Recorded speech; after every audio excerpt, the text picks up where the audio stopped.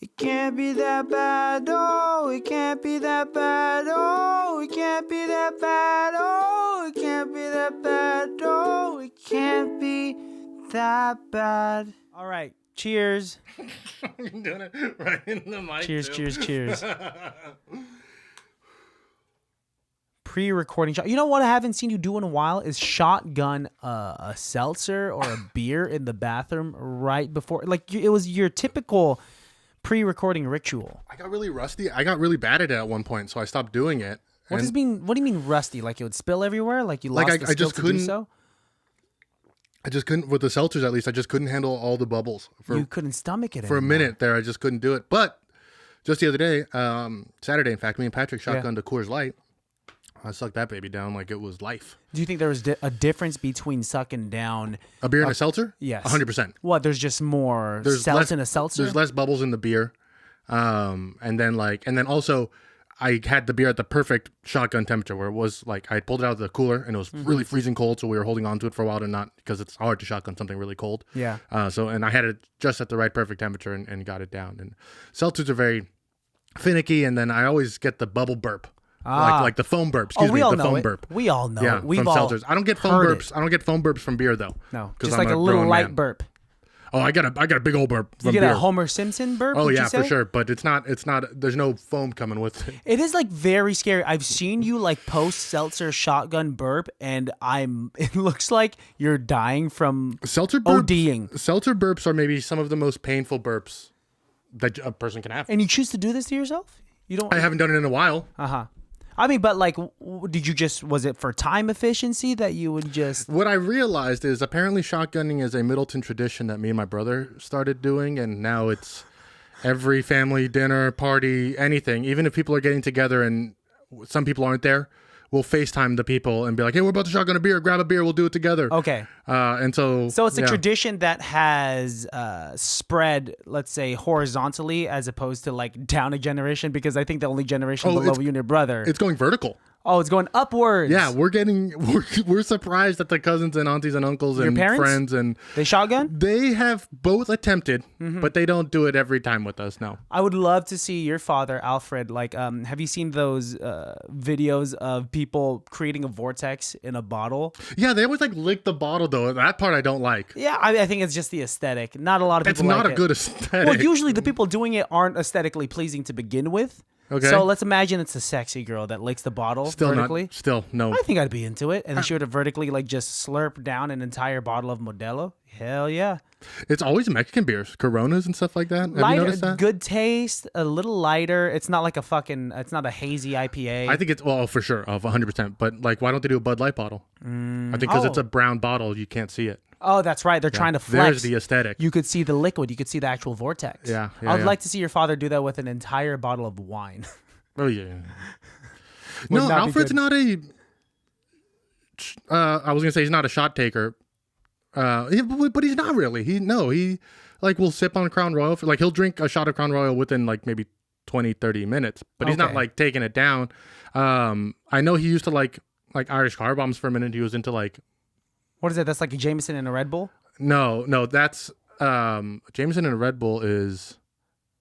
That's a pretty good guess for an Irish car bomb, right? And it's not Jameson, it's Jaeger. Okay, Jaeger is inside of the Red Bull. And a Red Bull, I can't remember what that's called. No, that's a Jaeger. A Jaeger bomb. Jaeger bomb. Yeah. But what's an Irish car? I've had an Irish car bomb before. Is Bailey's and then Jameson or whatever Irish whiskey. I have a weird issue with Bailey's. I have a weird issue with like milky alcoholic beverages because those two aren't supposed to mix. Oh, you should get over it because actually they do mix really well.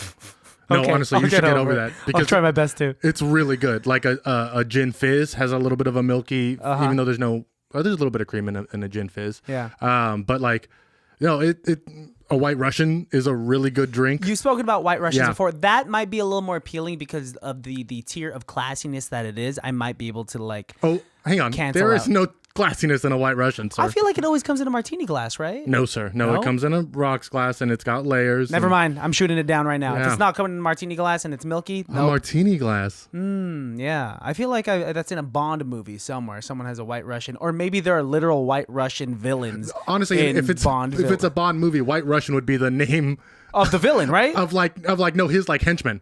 Oh. And this is White Russian, and it's like a black guy from Siberia. Oh, he's just to be really ironic about it. I love that. Yeah, Yeah. that's actually progressive. Well, Let's welcome the baddies. Real Good. quick. Welcome. Hey, welcome to another episode of ICBTB's Highly Irrelevant. I'm joined here by my beautiful co-host, standing at 6'7", racially ambiguous, has moles in the right places only. You never see his eyes, maybe 70% of the time. And if you get to see his eyes, that means that you are kind of close to him, close enough for him to get close to you. That's Alejandro Middleton. Yeah, and to my right is Christian. Cool. I was hoping that I'd get like an essay long. Well, I honestly, I was starting to when you started that, but then I kind of got lost in the things you were saying about me. I got confused and wasn't sure what we were doing. Introduce me right now like I'm walking into the wrestling ring. Okay. Okay. Fun fact, I've been watching a lot of wrestling highlights on YouTube, a lot of like classic WrestleManias. I would just say that's fact because like it seems like it's very on brand for you. It's fun too. It's very fun. It's Dick. fun. It's a fact that is fun, but I wouldn't say like... Ladies and gentlemen, in the red corner, wearing the gold and pink trunks, we have Christian the Man Baltazar. Coming in at 184 pounds. He is Thank solid you. muscle. Thank He was you. born from an ox and raised by a wolf. Yes. He punched a woman at his 2-year-old birthday party and never looked back. This not man good. stands tall and firm and has a brick shithouse of a chest. Shithouse. He has never once kissed a man. That's good. Ladies and gentlemen, Christian Baltazar. I like how my nickname is Christian the Man Baltazar. Yo, it's the man. It's the man. Hey, the man's here. It's the man. I want to start off this episode by talking about something that we experienced that is actually very pivotal in our lives. We had our 10-year reunion 11 years 11, yeah. after our graduation. Well, party's a party, so you don't have to do it exactly on time. Nah, you can we do it just- whenever you want. Whenever. Shout out to your beautiful girlfriend, Karen. Careful what you say about her. You're You watch your mouth what you say about You're her. wholesome, good personality, beautiful girlfriend. Yeah, okay. You Karen. saved it. Yes, Karen. And Nikki Tata. Yes, she did an incredible job setting it up with Karen. Nikki and Karen worked tirelessly. I mean, I watched them months in advance set this all up. Karen was ordering decorations and shit. Our apartment was full of fucking blue and gold shit for weeks. Really? But they got it together. Saturday we were running around. We even enlisted you guys to come and work for the Karen Army. Yeah, we were the platoon. The Karen platoon. Yeah, but General Karen got her war done in record time, and I truly I think everybody had a good time and enjoyed themselves. And at the end of the day, that's all that really matters. It was a good time. It definitely was a good time.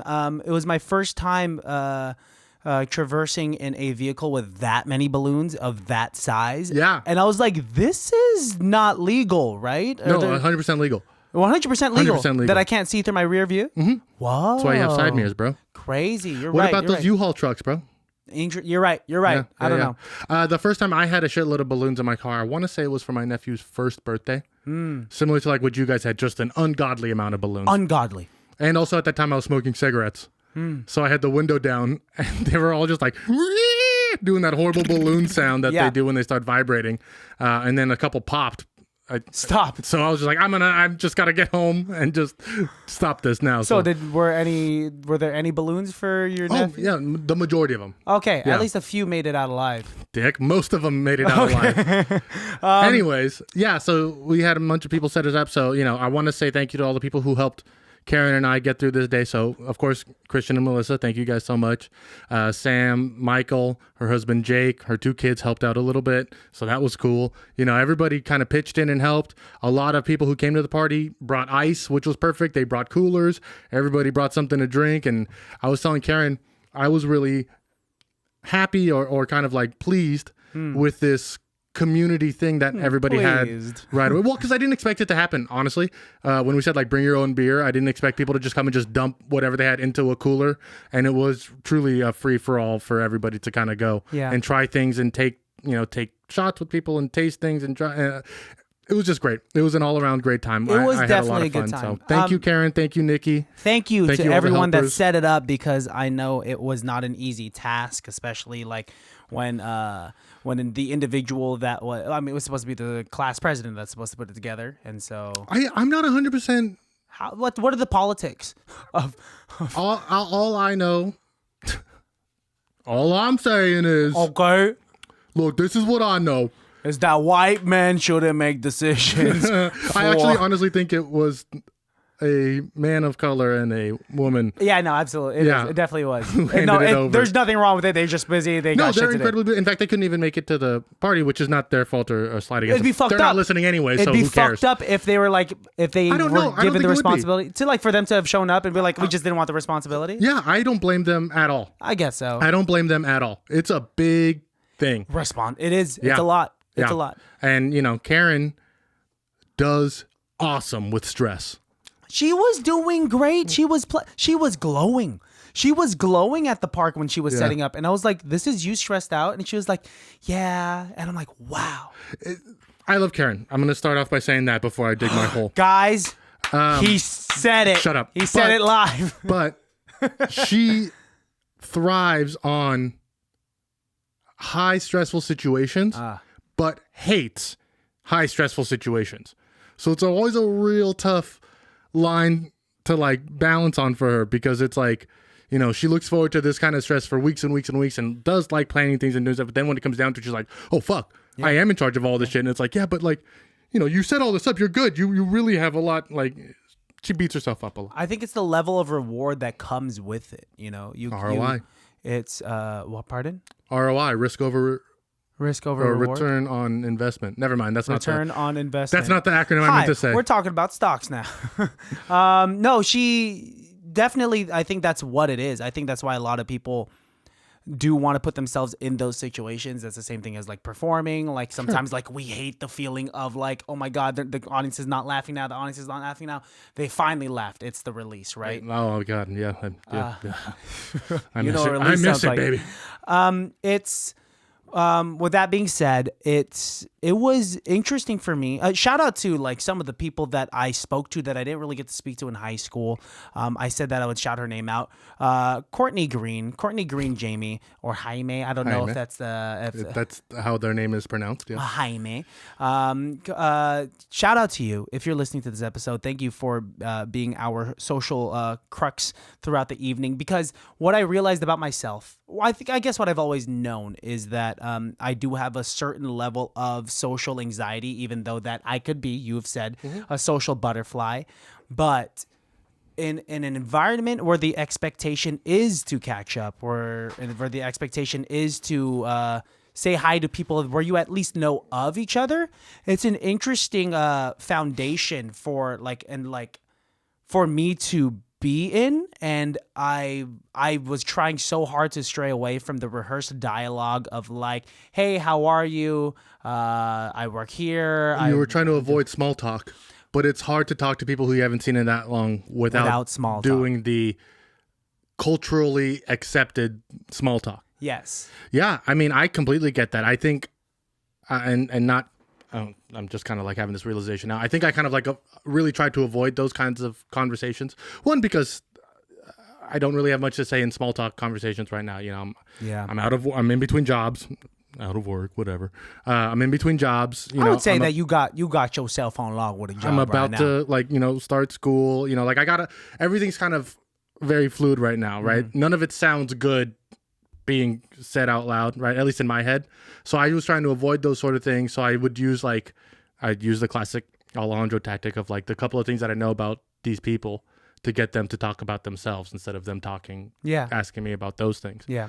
But from afar, I was not watching you, but like I would glance over at my totems. And that's the thing. Like, look. Oh, yes. That's a good way to put it. Totems. Like Patrick Dunn, friend of the show, one of my best friends. Feels so safe. Is one of my totems. Like, he's always been my guy. Yeah. And I think at the reunion too, even me and him were kind of joking and being like, it's kind of weird how somehow we've ended up next to each other throughout most of this anyways. Like we have friends there and other friends and people that we want to talk to and say hi, but somehow we always found each other too. Yeah. And then for you, as close as we are and as much, like it was more of like a brotherly check-in. Or like, I'd be like, where's Christian? I hope he's doing all right. Oh, he's over there. He's talking to so-and-so. Okay, he's good. And then like Melissa was doing great too. Melissa came to the reunion, did not go to high school with us, didn't know any of those people there, was a fucking beast, was handing out shots like a cheerleader, was making friends with everybody. You were killing it. You were awesome. And I know you're going to hate this, but I got to talk about Melissa's first name tag. because Melissa wrote a name tag and it said Mel, which is her name. And then underneath it wrote, parentheses. What it said Christian's Boothang or Christian B's lady. Yes, Christian B's lady. Yeah. But the B and the apostrophe S looked vaguely like a BJ. So it looked like Christian's BJ lady, which is crazy. It looks like your name tag says Christian's BJ lady. Should have walked around with that, Which I thought was great because my name tag said Karen's bitch. I love that. That's super fucking funny. And you got up in front of everyone at the high school reunion like, hey guys, all right, we just got the music going. We got food right here. Put on a name tag if you want, and I'll see you later. And I was like, that guy has a podcast. Thanks. That actually was the worst part about that whole thing because I didn't want. I thought it was a bit that you were acting so quote unquote nervous. No, it wasn't that I was nervous. It's an awkward thing to do. Yeah. Right. And like, especially at least it was awkward for me. Thanks. You're real thick, by the way. But I'm sorry. It was awkward for me because like these people know me and like. If I jump up on a table and start screaming and yelling, they're expecting me to be like dumb and stupid, but that's not what I'm trying to do. Like I first of all, I spent the last hour and a half getting that fucking food. Yeah. So people better fucking eat. We have games that I spent an hour and a half driving around to get. You did so a you lot. Better fucking play games. You did a lot. And and I wanted people to understand like, look, this is it. This is what we got going on. And to both me and Karen's surprise, far more people than we really expected to be there. We estimated about 75, 80 people were there at its height, maybe not all at once. But we had a fairly decent turnout. Yeah. And so, yeah, it was a little, and because in my brain, Karen/Nikki should have done that thing. But of course, Nikki has a cool excuse and Karen doesn't really like being that kind of center of attention. Yeah. You should have asked me for backup. I didn't realize you were going to do that. If you were feeling that way, I think I would have also been up there awkward with you. Yeah, yeah. Well, then it would have been like that time we had to do stand-up together. That's different. That's the expectation is stand-up. This is just actually like delivering a message, and it might be funny. Well, right? it just went across. And that's the thing, though. I also wasn't trying to be funny. Mm-hmm. Like, and I think everybody was expecting me to make a joke or be silly and then like fart on the way out or something. I think that's the difficult part about high school reunions is that what like it's easier for me to thrive in social situations with new people or like newer friends or like in a work environment where people have gotten to know who Christian is years after his adolescence. But now what I'm carrying with me to this reunion is who these people, and I will say like a great handful of these individuals I didn't really speak to in high school, right? Sure. And I got to catch up with a good amount of them, but like I am curious as to like what was my rapport with these people that I didn't really speak to. Did they still think of me, and this is my own self-deprecation speaking, did they still think of me as like fat Christian or like like what like or like Christian that didn't really talk to them? Did they think because I know I was quiet with with certain people, and I know that I was a loud motherfucker with certain people, and so it's this whole thing of this heightened self-awareness while I'm there, which is why I'm looking at like what you said, my totems. I'm like, okay, I feel like I'm doing a safety check with Alejandro, with I'm doing a safety check with Patrick, I'm doing a safety check with like Courtney, and with Melissa. And Melissa had I was talking to her, and she said she was just chill. She was just like, I'm your +1. I don't have any obligation to catch up with anyone. I'm just gonna have drinks here. That is such a fun thin line to play. Like at weddings, sometimes you go to a wedding. I don't know if you've ever been to a wedding that you don't know anybody. Like you just got invited to by like a friend or a new girlfriend or something like that, and you go to a wedding and you're like, I don't know anybody here. I might as well have some fun. It is both at the same time very nerve-wracking because you don't know anybody there, but also super freeing because you don't know anybody there. Yeah. I remember when I first moved to Orange County. I don't know why I'm bringing this up.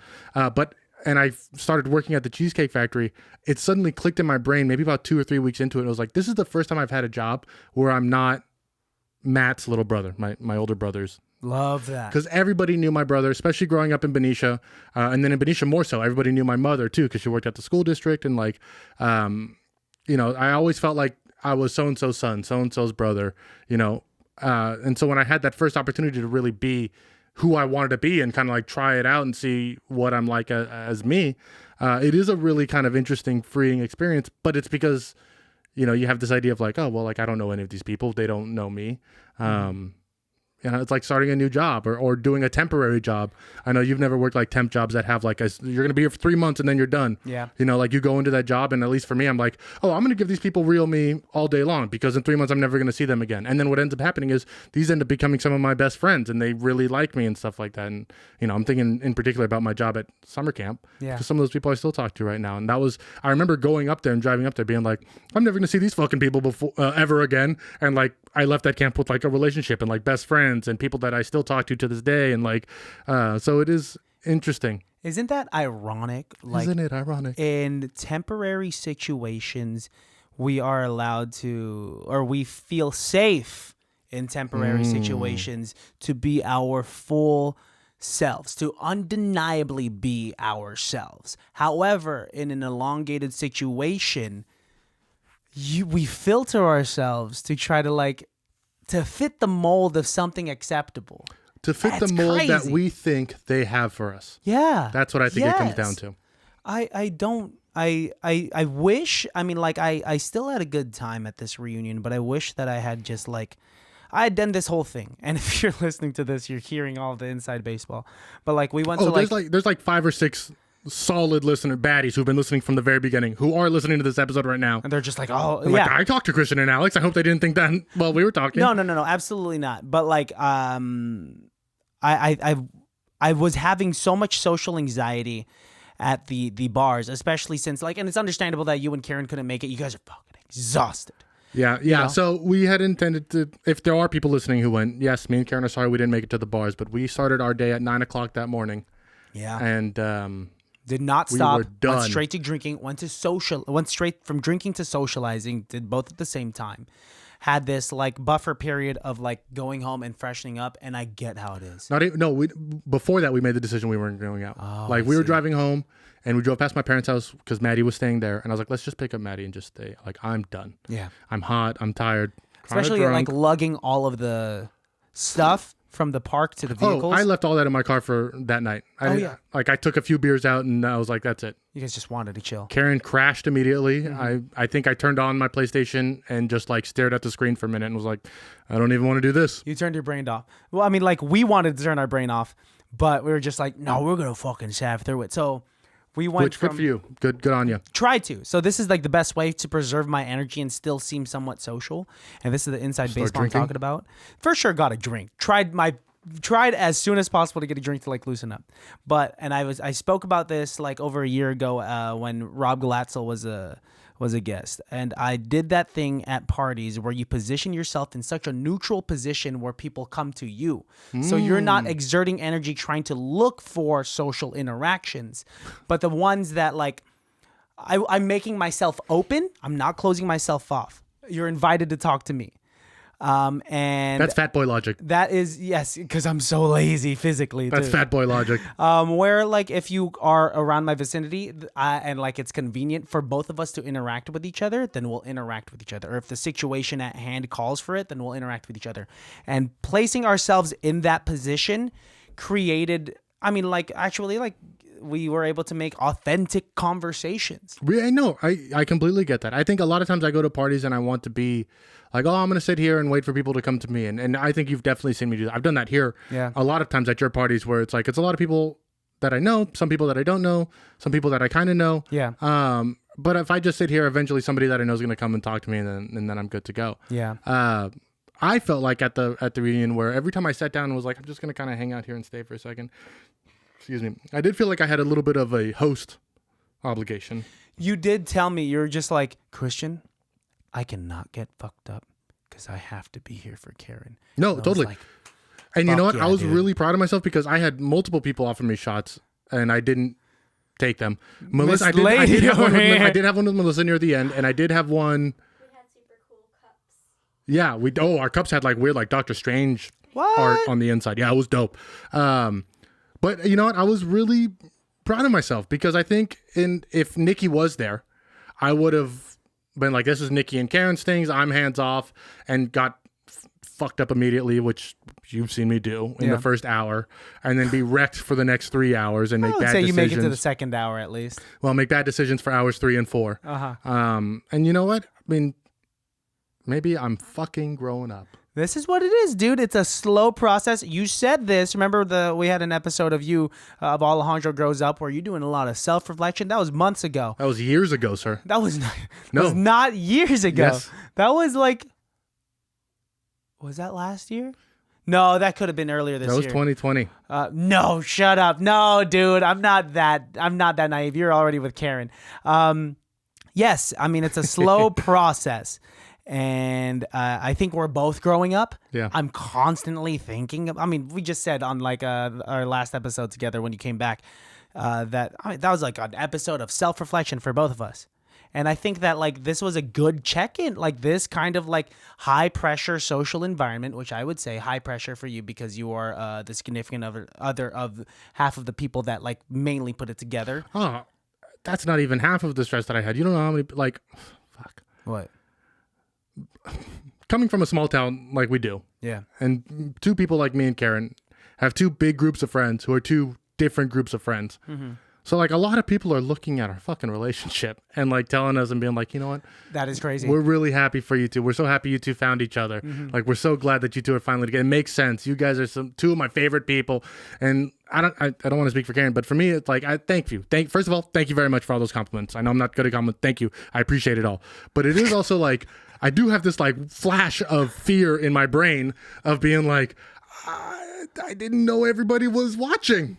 I mean, it's still high school, dude.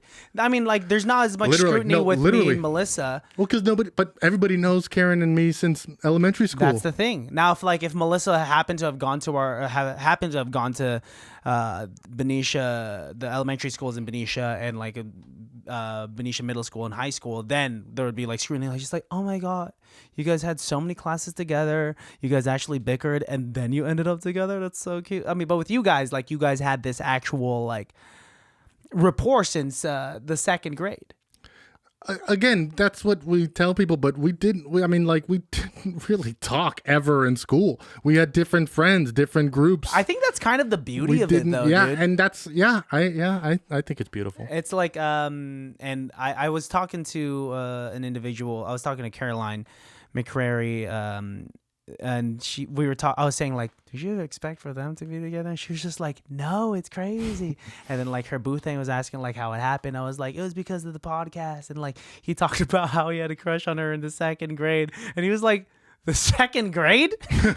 We're 29 right now. Yeah. You guys were 7 years old. 22 years later. Ago, yeah. Wild, man. Yeah. How that happens. And then we proceeded, and then I was we were just looking at you for a while, and this is kind of more tangential.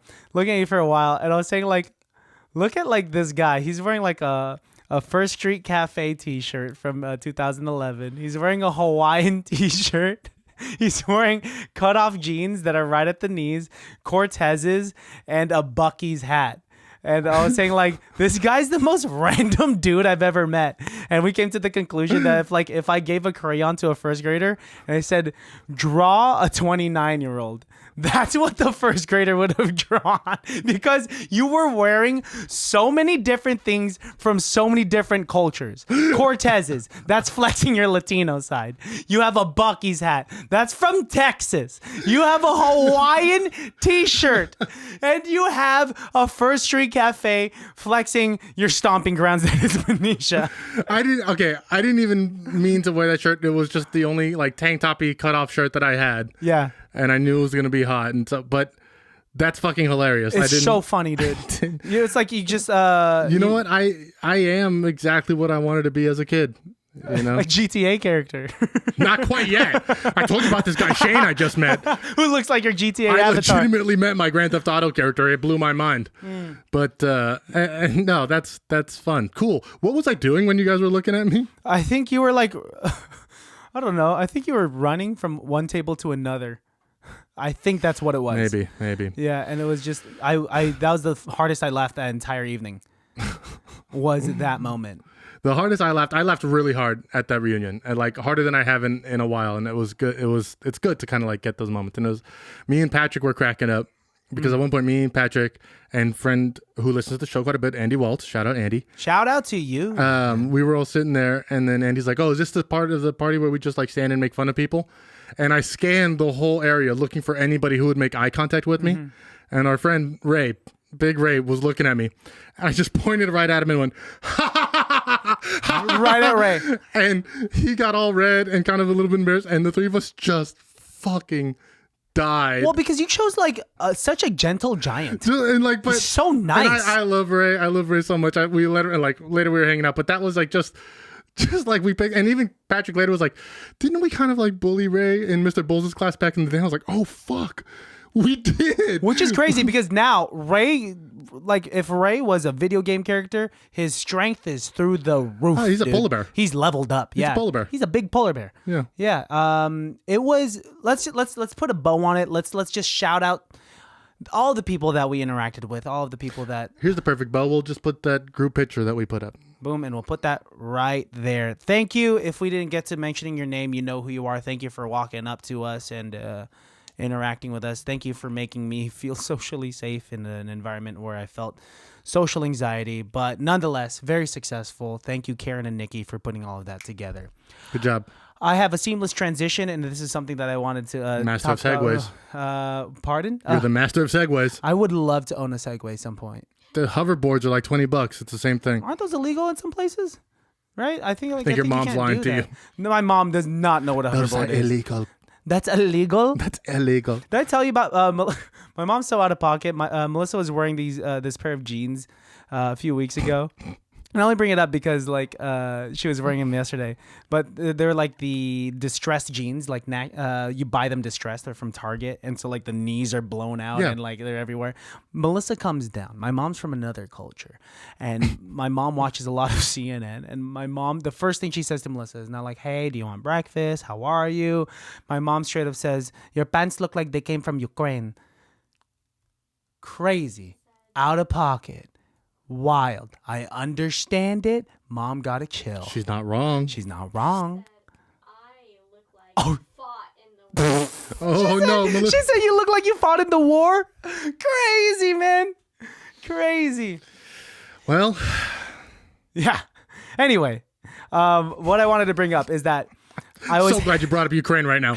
I know. We were doing too well. dismount. I know how to dismount. Good. My homie, Dan B. Peralta, shout out to you, my homie and coworker.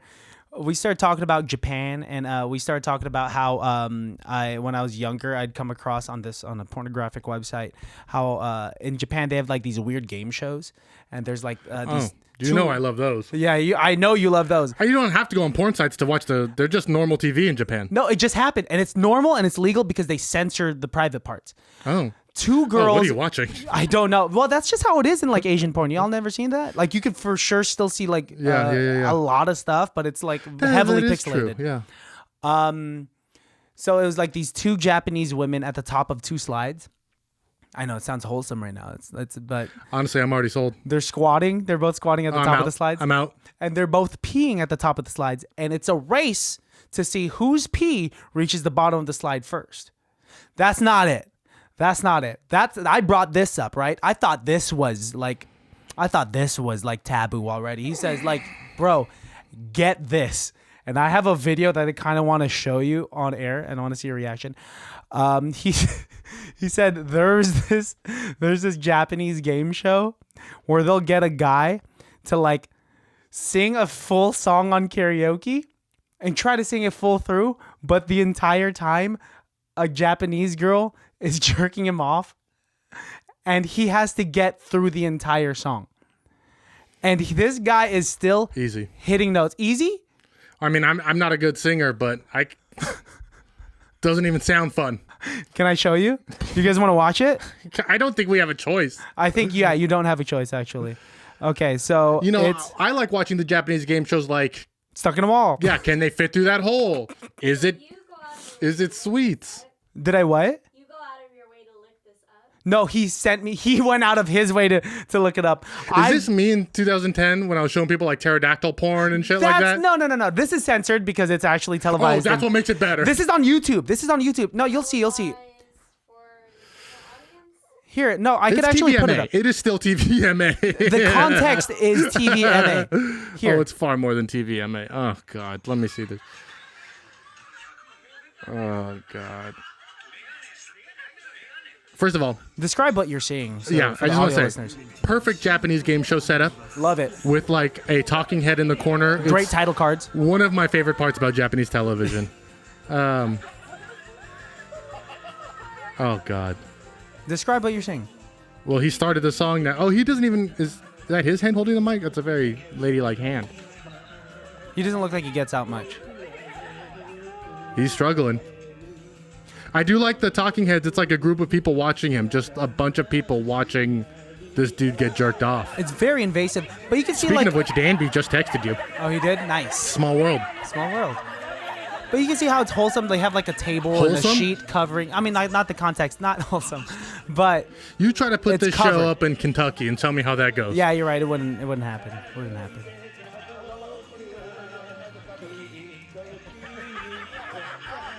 Is it for money? Do they win money? I think you win money. I don't know what the objective is. Like, if you stop singing, do I'd you kill lose it, money? dude. I'd kill it. Okay, you know what's crazy She'd be about this? struggling because it wouldn't be anything. I'd be soft. I know you didn't want to finish this for obvious reasons, but let's let him finish it. And because what's crazy is that once he actually finishes, the camera does a zoom in on his product. And they censored the product on the floor. Then why zoom in? I don't know. Then why zoom in? I don't know, but it shows it on the floor. Because I bet you in Japan it's not censored. I bet you by the time it got here, somehow Japan's like, we can't let them know what we're into. Censor it on the way out. No, there has to be some censorship. Like, can you look up like what the censorship rules are in Japan? No, you know why they don't is because the second atom bomb fell right on the censorship building. They're just like, They we can't censor they don't want 'em. anything. This was a message. Anymore. Yeah, that's right.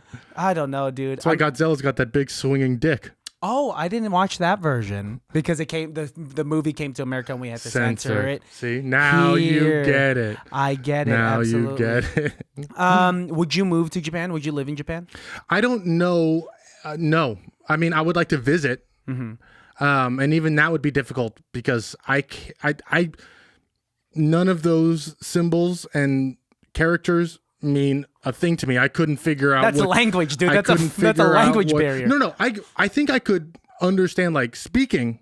You know what I mean? Like I might be able to learn a couple of phrases and understand enough phrases to like be a traveler in Japan. But I wouldn't know if I'm walking into a fucking brothel or a Rite Aid or a fucking hotel.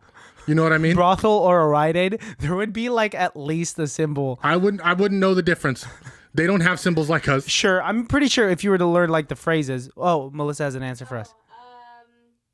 Private parts are censored, but breasts make it past censorship. Is this like on cable television? Is this on This is children's programming. a PBS? This is just for children's their programming. version of PBS, like JPS. JPS. That makes sense. Japanese Public Broadcasting. thing, streaming. JBS. Also, anime is a big thing in Japan too. So like, You're right. Hentai is huge. Well, not even just hentai, just anime in general. Since you're not a main digester of it, I don't know if that's the word. The weirdest way to. Censor? I don't consume that media. There you go. Consume it. Yeah, there you go. Main consumer. You're right. Since you're not a main consumer of anime, it does get like a little like it's just super pervy, man. Yeah, Have you heard of a waifu pillow? I've heard that word. That first word you've said before. Waifu? Yeah, What's your definition of waifu? What do you know of it? when I hear that word, I just walk away. You just walk away. So Not- you have zero definition. Not my bag. It's just immediate turn off. It's just like, hey, that's not me. That's not me. I'm not about waifu. Okay, what's your guess? Like And now weeaboo, a weeaboo? isn't that a thing? Weeaboo. Yeah, right. Okay, let's start defining these Japanese esque terminologies. Waifu, what does that mean to you? A waifu pillow. Is that a chick that's into anime? I love your attempt. It's a body pillow. Are you Well, familiar I with body understand. I pillows? understand it's a body pillow, but like, is it based Chick on a anime. Yeah, chick from an yeah. anime. Sailor printed Moon or onto some it. bullshit? Exactly. Yeah. Exactly. Waifu pillow. Okay, Weeaboo. You know what a weeaboo is? is that a dude who loves anime? You are spot on. Like, I it's, mean, you it don't even kind of need makes me. sense. Yeah. Really, a weeaboo isn't really straightforward with that. Well, I mean, again, I see it and I walk away. You see, you walk away. It's not your cup of tea. Not my bag. Speaking of another weird Japanese thing that I ran into, I believe it was a Japanese man who is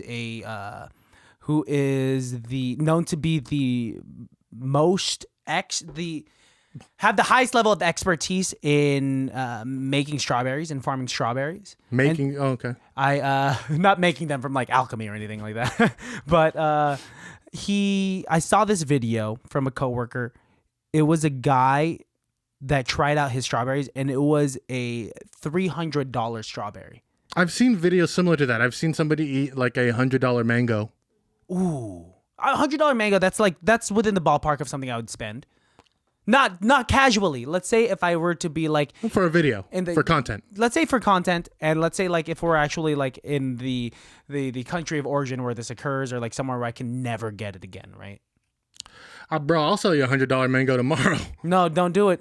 You're gonna leave the Kirkland sticker on there. I'm just saying. I mean, like how much better can $100 mango taste than a normal mango? How much better? Sweetness. I think there's like, I mean, it's let's like. But couldn't you get a really sweet mango from Safeway? Yeah. Oh, don't get me wrong. I will still really love a sweet mango. But let's say like if we were to compare it, make it analogous to the realm of alcohol, right? And I would make the same argument. Honestly, what is the difference between a Pappy Van Winkle 30-year and a Bullet bourbon that you really like? You're right. I mean, it's not going to be much. If you have the money to expend to want to discover those differences, then do so. It's got to be just honest, and I think to a point, it's a like a showing off sort of thing.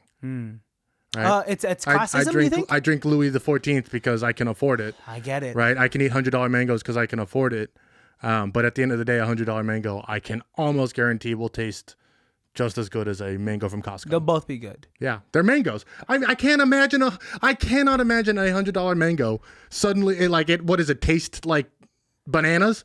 Like how? Like what makes it? No. Maybe that's a bad mango. Then the way that's that the genetics of the mango. I mean, it's just wild that you could make fruit. It's just weird to think that it's like a grapple. Pardon? A grapple, a grape apple. Oh, a grapple. I was thinking those like are really popular. I know you're watching a lot of YouTube wrestling videos, so grapple's not really far of your. Yeah, no. That'd be classic American style wrestling. Okay, it's very similar to let's say what's the difference between a nice fashionable Target bag and a Louis Vuitton? Well, there are classism. there are very clear differences. Louis Vuitton are handcrafted bags that are made from the highest quality leather with metal facets that are made to last, and a Target bag is 99 cents and mass produced from a machine that is printed on. Those have very clear differences. The thing that you were closer with the alcohol metaphor. Okay. Yeah. Let's stick with that. But then it still comes down to the same thing of like a $1,000 glass of Cabernet. Is that really that much better than a $20 glass of Cabernet? I mean, at that point, you better be a fucking expert at being able to identify the differences in quote unquote notes and all of that stuff. I mean, I've had some pretty expensive wines, and sometimes the more expensive, the more rare the wine is, the shittier it actually tastes. I'm gonna say it out right now. I'm not the biggest fan of wine tasting. Like, it's fun because you eventually reach a heightened state of mind. Well, and people forget wine's higher alcohol content than like beer. Dude, wine is sneaky. Yeah. Wine is a sneaky thing. So why do you think the Greeks drank it for so much? I mean, they drink literal bowls full of wine. They would just ferment grapes and get messed up. Jesus loved wine. Jesus turned water into wine. That's how much he loved it. It's wild that like beer gets you so full, but it's a lower alcohol content as opposed to just like, have some wine. It's a calorie thing. So something that I learned recently was the ancient Greeks drank wine, right? Because they were able to produce the grapes and enjoy it, and in the Mediterranean was easier. But the Egyptians drank beer because they would ferment the wheat, and that was interesting. And so the Egyptians needed a higher calorie to consume because they're in the sun and they have so much to do and building pyramids and bullshit. And the Greeks were over here like fucking kids and having wars with the Persians for 300 years and shit. But yeah, so there's a clear difference in like what they were, kind of how these cultures have gone through. Yeah. I mean, and then like look at the Norse. They drank mead for most of their, drink. So that's a honey-based liquor. So it's a lot of sugar. It's a higher content in that sense. There's no grapes that grow in Norway. So it's crazy that there's a correlation with like where geographically you are as opposed, and then like now all of these cultures through time have come together, and now we've basically just made what we want to drink. For sure. At this point, yeah, we live like in a nice time. Like we're like, I want mezcal, I'm gonna get some mezcal. But you know what? Something that I learned I don't know why I'm talking to you like, you know what? Love it. Teach me. You know, when I was studying classic bar drinks and like prohibition style cocktails and then even pre-prohibition style cocktails, ports of entry were always had a plethora of drink because ships were coming in and bringing in things from all over the world. Sailors were traveled and wanted things that they had tried in other places. They were bringing things that they had tried in other places. So something like pisco, which is a Chilean grape liquor, became very popular in San Francisco during the gold rush because it just became something that the sailors on their way back up from Cape Horn would experience and like and bring with them, and it became like the pisco sour was created in San Francisco, not in Chile where pisco is from. And you know, it's things like that. So Amsterdam, London, Rome, I don't actually know if Rome has a port, but you know, Shanghai, Hong Kong, all these places with big ports where ships were coming in for hundreds and hundreds for thousands of years, just exchanging different types of liquor, knowledge and experiences. That's and story. so cool. The Silk Road from Rome to China, like all of religion and things went through there, and that's why everything spreads off of that road. It's because, you know, that's where the things come from. That's a beautiful thing. That's where like diversity, let's argue, like really began, right? Yeah, for sure. I mean, you were able to, because prior to that, historically, like everyone is just ethnocentric and is just like, I only know that Rome exists. I only know that because they won. Egypt exists. Yeah, for sure that because like they just flexed on everyone. But then like now they finally had the opportunity to like trade goods and like figure out, and that created like new goods. Yeah, man, love new it. goods and like class systems and like, you know, even the Spartans when they would conquer new places and those people became slaves. Yes, they were slaves, but they all had an opportunity to make enough money to buy themselves out of slavery. They weren't slaves to private people. They were owned by the government. And they had like their own class and like place to live. So, you know, there was always a form of mixing in all of these cultures. Like this idea of keeping things clean and pure is inherently something from monarchs that we learned from, and then like eugenics was a whole big thing that came up in the early 1900s in America, where people were like, "Oh yeah, we got to keep the race pure." It's like no race is pure. Now like, your that's king stupid. is like deformed. Well, really fucking stupid. Well, but that's how monarchs were. They wanted to keep the bloodline pure, and look what happens. Like that's why there's look what happens when you do that to dogs. They have a shorter lifespan. There's more abnormalities with their health because you're just mating them with the same. Pugs used to be dogs of war. Crazy. I saw old pictures of pugs next to like the emperor of China, like sits up to his chest. I wish they were still like that. Imagine if your two pugs were just huge. Just the size of mastiffs. Yeah, we wouldn't have to have cars. We could just ride them from Sacramento to here. I mean, pugs still have a tough time breathing, but you know, they have sled dogs. There are dogs. I'm tired, yo. I know I'm huge. All dogs have jobs, and that's not their job. Speaking on history, I recently watched, well, not too recently, but a few months ago, watched Gladiator for the first time in a long time. Oh, in a long time. It was so good. Trying to like really put yourself in the shoes of a gladiator, because they do it so well. Can you imagine like having your helmet on, just kind of skewing your vision, breathing hard, seeing these people piss and shit themselves right next to you because these are the last few breaths they think they're gonna take. The gates are right in front of you. You see three Bengal fucking tigers in front of you, and they're gonna. How would you react? Well, about 1% of that is exactly how I felt when I played football. It was exactly. I would like to think that on a very, very, very, very, very, very small scale, I was experiencing something similar to that. Because God knows I fucking shit myself. You're going into war, dude. You could get tackled. You get the wind blown out. I mean, that's literally what they would tell us in the locker room and shit like that. Like, you guys are going to war. You guys are gladiators. You guys are, you know. Would you say that the locker room for football is comparable to like backstage before like an improv show? Backstage 100%. No, completely different. What are the differences? Way different vibe. It's a different, because it's physical. It's a different intention. It's like aggressive and it's guttural as opposed to art. As opposed to like being prepared and ready and, you know. But then at the same time, like, there is an art to football. Like, there is a sort of like it's a different intention. Yeah. You know, when I do an improv show, even when we were competing and stuff like that, I wasn't out there to obliterate you. Yeah. right? And when I played football, my entire goal was to If someone obliterate came you. out for an improv show just ready to obliterate, I mean, we've dealt with improvisers. In a sense, I do kind of keep that though. When we used to do our tag team thing, I'd be like, "Oh, we're gonna kill him." Like as soon as it starts, I'm not their friend anymore. I'm ready to play. But the difference with it is that you're not improvising Not with them physically, yeah, and simultaneously on stage. Yep, It's just kind of like it was a competition where like we are going to do our best right here. Nothing we do in this moment can hinder your performance necessarily, as opposed to like football. You're like you are.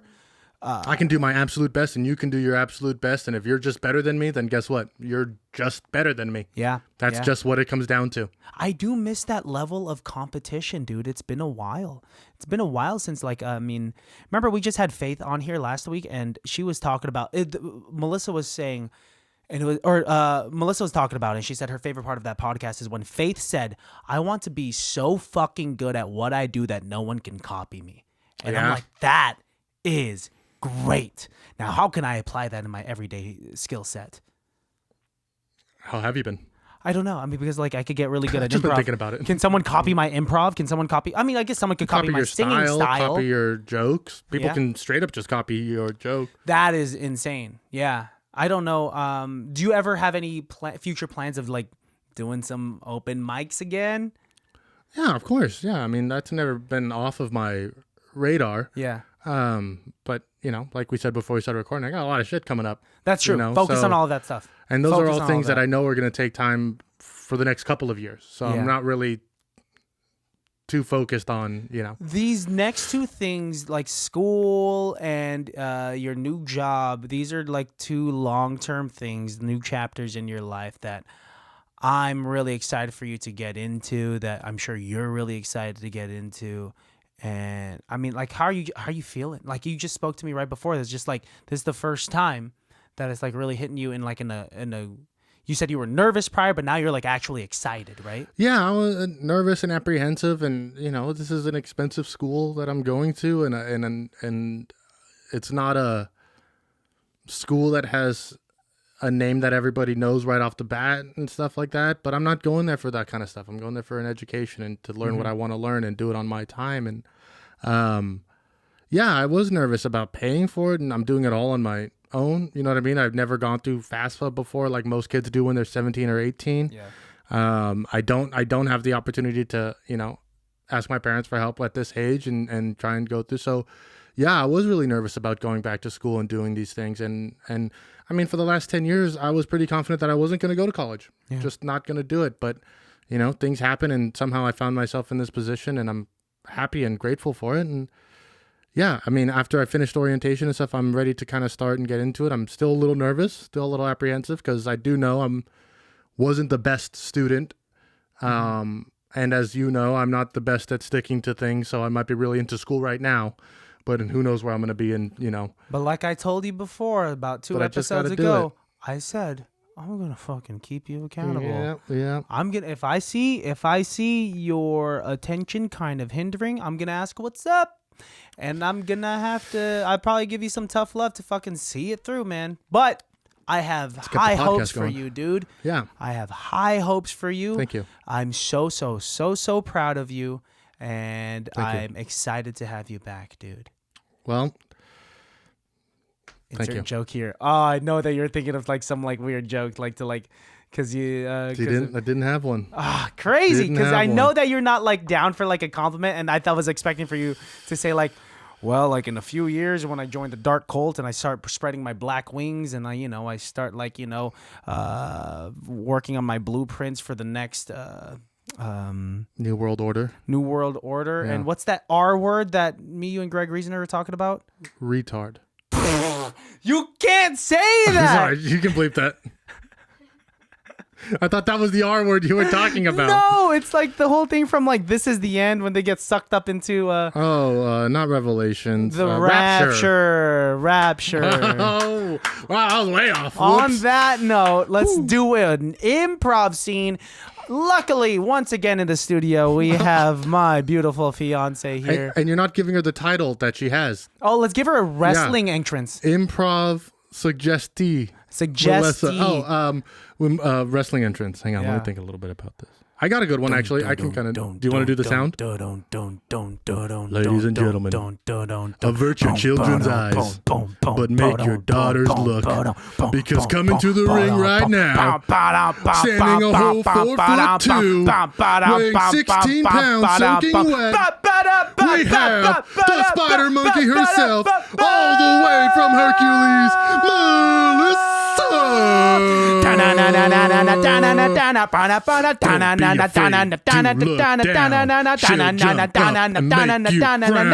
She'll punch you in the stomach and in the knees, cause that's all she can reach. That's all she can reach. That's all she can reach. That's all she can reach. Ladies and gentlemen, we have Miss Melissa Lopez, my beautiful fiance, in the room, aka Melissa, the improv suggestee Lopez, ready to generate a random word for our improv scene. What can we hear from you today? Alien, singular, plural? We can take it from there. You're right. And do you want Christian to be the alpha character or me be the alpha? No. Who I talk first? Okay, ladies and gentlemen. Aliens. General Middleton. UFOs have been sighted across all of Colorado. What? General Middleton. Yes, yeah, that's me. That's Sorry me. to bother you at such an early hour of the morning, but unidentified flying objects have been seen and sighted across all of Colorado, all across Kentucky, and all across of Florida. And we haven't made it public to the general public quite yet, but I thought that we should notify you. Private parts? Yes? What day is it? It is Wednesday, June the 7th. Fuck, it's already... 2023. Private parts, come with me. I need to show you this. Of course. Cut to the basement of the general's house. Private parts. Before you open this last door, you should know the American government has secrets that we've never told anybody, and I'm about to show you something that's super beta extra classified. I've seen Joe Rogan before, and I anticipate nothing less than that. Oh, you already know him then. Private parts, man, introduced to you, Joe Rogan. And what we see inside of this basement is Joe Rogan's studio that all of America thought was in Texas. No. In the basement in Langley, Virginia. Yes, and that's what it is. And Joe Rogan is in like a Captain America pod with like steam and stuff. Which is why he never ages. Private parts, if we release Joe Rogan on those aliens, there's no putting this genie back in the bottle. You're telling me, General Middleton, that our weapon against these potentially hypothetically hostile alien forces is Joseph Rogan, America's #1 Spotify podcaster? Oh, private parts. Say his name backwards. I'd rather not. Nagan Rosavalja. Little did we know that the only key to releasing Joe Rogan to the public after 1 year of not podcasting because of the crazy war in October of 2022 is to say his name backwards. We found Joe Rogan in Crater Lake in 1987. He crashed down from a spaceship from the planet Roganite. Oh, that's why he has no belly button. It's 100% why. They don't believe in belly buttons. They don't believe in buttholes.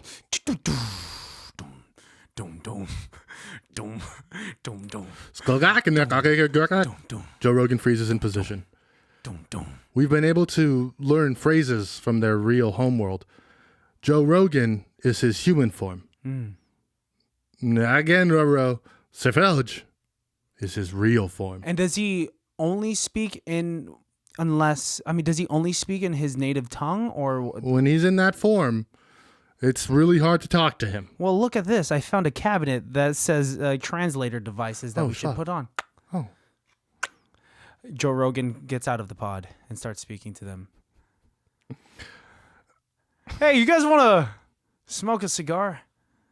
Oh, no, I'm cutting back. Thank you, Mr. Rogan. All right. How about I got some milk in the back? Some milk? Elk. Mr. Rogan, you know what? What's crazy is that... Mr. Rogan. Do you remember the fight between DeRosa and... Private parts, watch this. Nagan Yasavaja. They've arrived, and they're here. And it's time for you to do your duty, Najahara. Private part, stand back. Okay. This is the best part. Watch this as he grows wings. Don't. Sorry, my wife's calling. That's her ringtone. Hello, hey baby, hey. Hey, I have rosemary and elk on the pan. Yeah. And it's waiting for you. It's getting cold. Also, Billy has his therapy appointment at 6 p.m. tomorrow. So Yeah. I need you to be there. And also Samantha has her first crochet lesson at 7 p.m. immediately afterwards. Yeah. Then we have Cindy. Cindy has her first badminton game at 8 p.m. I love that she's after. doing that. No, and it's great. And then also your Uncle Joseph called and he said that he needs to finalize his immigration papers and that he needs you to co-sign with that. Oh, honey, what's going on? I gotta go. General Our Middleton, relationship's not well. We're gonna get a divorce in the next couple of months. So It sounded like it was going great. She just was checking in. What's I hate going that on? bitch. What are we gonna do with Mr. Rogan over here? Oh. Well, it looks like he's off doing his job. What the listeners don't see is that Joe Rogan, without any sort of password, took on his alpha form and very much like Homelander from The Boys, took off to fight the alien forces. Cut to the alien forces and Joe Rogan. So you see a UFO I love the description. release a walkway in very Hollywood fashion. Human.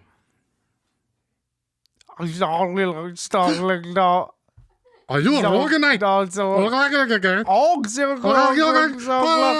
So we go deeper into, since they're both technically Roganites, they understand each other. So we'll go back to regular English. We'll just go ahead and translate for you guys, for the listeners and the watchers. Joe Rogan, where have you been? Spotify had me on this deal. And what I didn't read in fine print at the end of the contract is if I were to disobey any of their orders, they would hold me in a pod. Well, fuck these humans. We're here to destroy them anyways. Okay, sounds good. Here's a laser gun. Perfect. In the shape of a cigar. Love it. Mine's in the shape of a penis. Perfect. And scene. Clap for myself. And that's improv, baby. Honestly, Elvis couldn't do it. No. Have you seen the movie? No. I want to watch the movie so bad. What time is it? Yeah, we probably can't watch it. It's 2.5 hours. It's 2 hours and 40 minutes, dude. It's 2 hours and 40 minutes. I've seen some pictures of that kid being fat Elvis. He doesn't, I mean... Oh, they have fat Elvis in the movie? I'm pretty sure it's his whole life, bro. At the very end? Fat Elvis is not... Oh, I thought you said Elvis's entire life is fat Elvis. I was like... No, the movie is Elvis's entire life. Okay, good. Fat Elvis, though, did get more pussy than skinny Elvis. That's at that point, his... No, I'm not going to say his career was more established. It was established from like week 2. Sure, maybe he gave less of a fuck.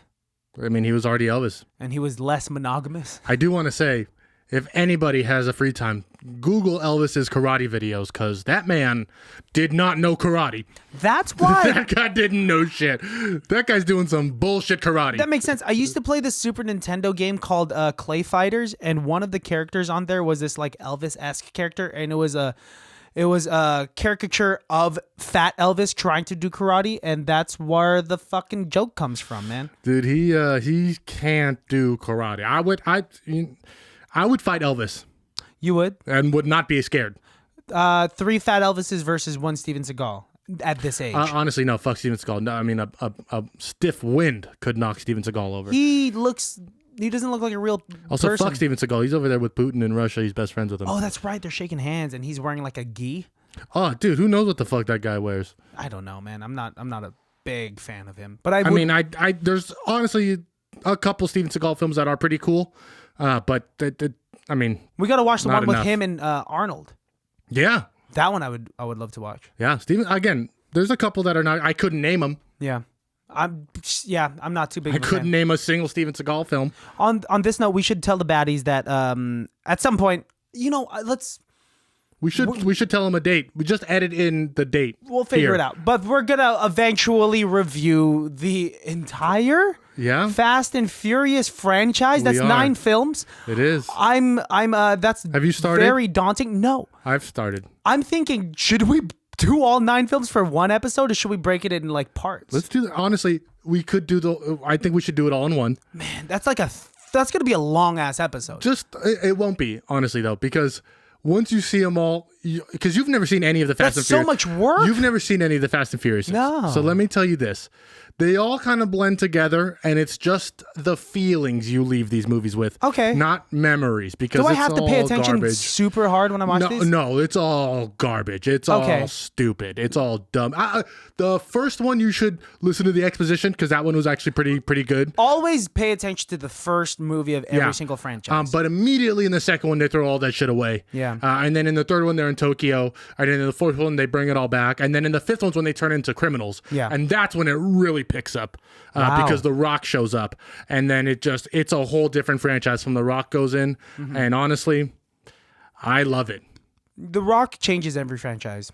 Yeah, Just kind of like he's upgrades franchise Viagra. He's franchise steroids, yeah. Which is basically steroids for the penis. It's like Viagra for the body. I don't know what I'm saying. Let's get out of Steroids here. are for the body. The next franchise we'll probably do is the Magic Mike franchise. Oh, God. Which I would actually be down for. I eventually want to do 50 Shades of Grey. I've seen the Magic Mike movies. There's only 2 of them. Yeah, Olivia Munn's in them. Yeah, well, the second one doesn't even have Matthew McConaughey. Ah, that sucks. But it does have Channing Tatum, which I'm down for. And then 50 Shades of Grey, would you ever sign on to do that? No. No? Those movies are funny to also talk not about. good. Those movies are also just like not. They don't This show BDS. podcast. They don't show BDSM in a good light. In a bad light? It's very bad. I Yeah, thought it was because supposed to be a good light. These are novels. It's horribly bad. What do you mean? Because that guy, whatever the fuck his name is, Christian Grey, incredibly abusive, constantly manipulates the girl, uses his power over multiple times in the movie. It's not a good expression of BDSM. Maybe its purpose is to show how terrible men are and how No, the women purpose should is to escape. be an adult fan fiction of Twilight. You're right. Okay. Yeah. Okay. All right. I don't know. I'm just speaking on my ass because I've never seen it. That was good. That was. I feel like I just orgasmed. That's fun. Good. You know, you gotta do it every now and then. So let's sign off now. Baddies, you guys know where to find us. Find me on Instagram at Christian Has Asthma. Find me on Instagram at call_me_Jesus. And follow the podcast at ICBTB Podcast. And ICBTB.com to come and get all your fun stuff. Take a look at our pictures. And real quick, I did post a sticker on Instagram. Not many people replied to it, but I'll read them off here. I think I kind of want to start doing that. See, just start reading off like, hey, tell us something. Let's see what's up. Basically. Oh, God. Someone's going to be like, this one jump. is from Nicole Askland. Shout out to avid listener of the podcast. Thank you very much for reaching out. You say that the podcast is like a therapy session when I listen, and I always have a better mental state afterwards. Bless your soul. Obviously, Alejandro and I are huge proprietors. No, proponents. There you go. Not proprietors. We could be one day. We could be of mental health and mental well-being, and whatever we can do to make your day a little lighter, to make your life a little easier. We love that, and that's why we do this. And this one's from Michael Beckmeyer or Michael McKean. Who was the person that surprised you at the reunion? ? LOL. Does she mean surprised you the most? And I don't understand the question. What do you think? The person who surprised me physically was... That's not a good... What is that? Okay, go ahead. Marcos Jaime jumped up behind me, scared the shit out of me. Oh, so like a literal surprise. I don't know. Love that. I'll answer. Yeah. I have no answer for that because like I don't know what it means. It was a surprise to see a lot of people. I was surprised to be able to talk to Marcos and Courtney for that much at the reunion because we didn't have much of a rapport throughout high school. But I'm glad that we made a connection, and we should do a double date sometime or triple date if you guys want to join.